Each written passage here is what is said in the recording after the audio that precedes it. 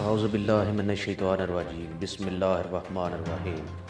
السلام علیکم، میں ہوں فرحان علی اور آپ دیکھ رہے ہیں درسگاہ ٹی وی۔ دوستو، آج ہم حاضر ہیں ایک نئی ویڈیو کے ساتھ۔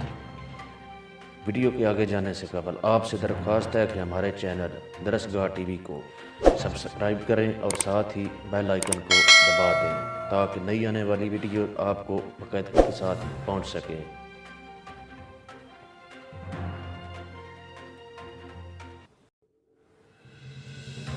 حضرت موسیٰ کی قوم میں ایک بہت دولت مند شخص تھا۔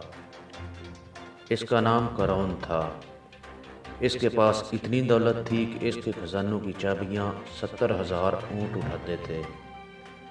وہ شخص یعنی قارون دولت نہ خود پر خرچ کرتا تھا نہ ہی کسی غریب شخص پر، بس مال جمع کرتا رہتا تھا۔ اسے اپنی دولت پر بڑا فخر تھا۔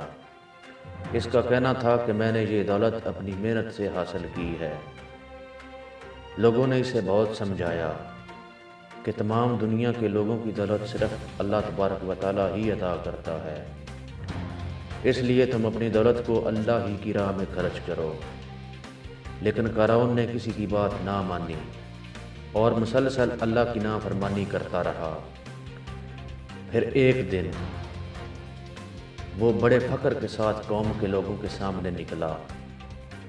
جو لوگ دنیا کے طالب تھے وہ اس کو دیکھ کر کہنے لگے، کاش ہمیں بھی قارون جتنی دولت ملتی، یہ کتنا خوش نصیب ہے۔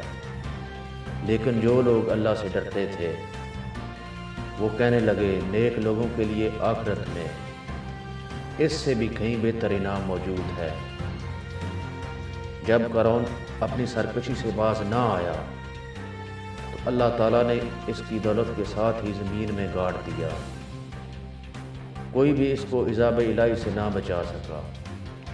جو لوگ اس کے جیسے بننے کی تمنا کر رہے تھے قارون کا انجام دیکھ کر کہنے لگے، شکر ہے اللہ نے ہمیں بچا لیا، شکر ہے اللہ نے ہمیں بچا لیا۔ اگر ہمیں بھی قارون کی جتنی دولت ملتی اور ہم بھی سرکش اور گمراہ ہو جاتے تو اللہ ہمیں بھی زمین میں دنسا دیتا، اللہ ہمیں بھی زمین میں دنسا دیتا، اللہ ہمیں بھی زمین میں دنسا دیتا۔ ہمیں کبھی بھی کسی سے حرص نہیں کرنی چاہیے۔ اللہ نے ہمیں جو کچھ عطا کیا ہے اس پر اترانا نہیں چاہیے، بلکہ اللہ کا شکر ادا کرنا چاہیے۔ کسی کو حقیر اور کمتر نہیں سمجھنا چاہیے۔ دوستو، ویڈیو پسند آنے کی صورت میں ویڈیو کو دوستوں کے ساتھ لائک کریں، شیئر کریں